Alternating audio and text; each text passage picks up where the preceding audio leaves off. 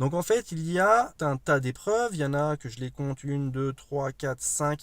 En fait, il y a 5 épreuves qui sont communes VTC taxi et 2 épreuves spécifiques au VTC. Dans les épreuves, vous avez donc la réglementation des transports, c'est ce qu'ils appellent le T3P, de la gestion, donc gestion, compta, la sécurité routière, du français, de l'anglais, et en thème spécifique VTC, vous avez le développement commercial et la réglementation spécifique au VTC.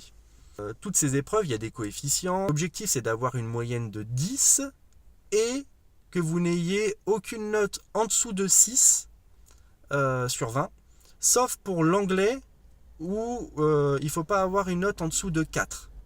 Rassurez-vous, l'anglais, franchement, l'examen, il est easy, quoi. À part quelqu'un qui n'a jamais fait d'anglais, où là, il peut peut-être ramer, mais c'est vraiment des questions basiques, je dirais niveau 6e. Et là, tu commences tes épreuves. Alors en fait, tu as plein d'enveloppes, une enveloppe par examen, par matière, et te demande de les mettre par terre ou sous ta chaise ou un truc comme ça, et de laisser sur la table que des crayons pour pouvoir, enfin des stylos et un blanco, je crois.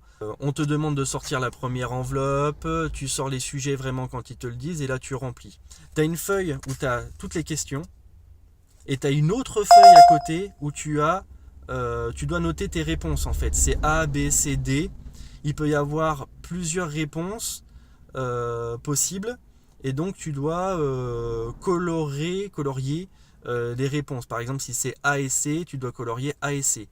Si la réponse est A et C et que toi tu as colorié que A, t'as faux, t'as 0. D'accord? Il faut vraiment avoir bon. Si tu colories A et B et que la réponse c'est que A, pareil, t'as 0. Il faut vraiment avoir le résultat exact. Et il faut colorier les petits ronds au stylo.